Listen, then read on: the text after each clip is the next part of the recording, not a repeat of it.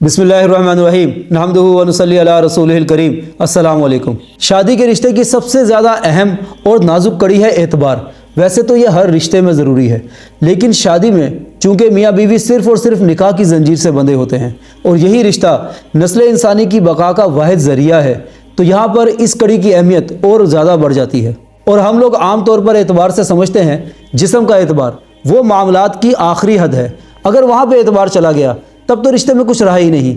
उससे पहले आता है मामलात का एतबार और उससे भी पहले आता है दिल का एतबार। सोचिए, आपको ये पक्का है कि मेरा हमसफ़र मेरे साथ मामलात में बहुत ज़्यादा फेयर है, लेकिन ये पक्का नहीं है कि उसके दिल में आपकी मोहब्बत है। आप किस हद तक इनसिक्योर फील करेंगे। इसी तरीके से जब आपके हमसफ़र को ये पक्का नहीं है कि आपके दिल में उसकी मोहब्बत है, तो वो इनसिक्योर फील करेगा, जिसका असर आपके रिश्ते पर आएगा। तो ये इंतहाई ज़रूरी है कि आप अगले के दिल में ये पैदा करें कि तू मेरा हमेशा हमेशा का साथी है, मैं तुझे किसी भी सूरत नहीं छोड़ूंगा।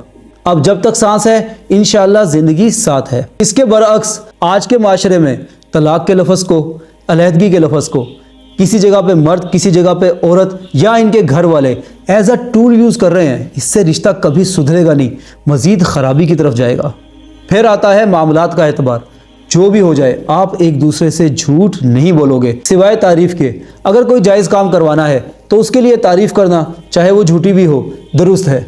लेकिन कोई काम एक दूसरे से छुपा के कर देना, घर की बात बाहर निकाल देना, एक दूसरे से पूछे बगैर दूसरे की चीज़ खर्च कर देना, इससे आपका एतबार जाएगा और वो फिर कभी नहीं आएगा। आपके रिश्ते में एक ऐसा खला पैदा हो जाएगा जिसको पुर करने में आपको बहुत ज़्यादा मेहनत लगानी पड़ेगी और तब भी वो असल पे कभी लौट के नहीं आ सकेगा।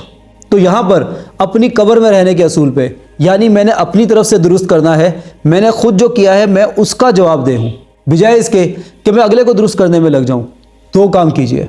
पहला, तजस्सुस, शक और जासूसी नहीं करनी, अगले का एतबार रखना है।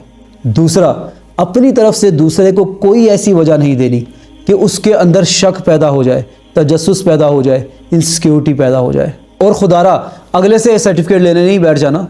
आपने खुद अपने जहन में क्लियर रखना है कि अगर अल्लाह ताला क़यामत के दिन मुझसे इन दो बातों का जवाब मांगे कि क्या मैंने तजस्सुस किया या क्या मैंने अगले को मौका दिया शक करने का, तो मैं मुजरिम नहीं हूँगा।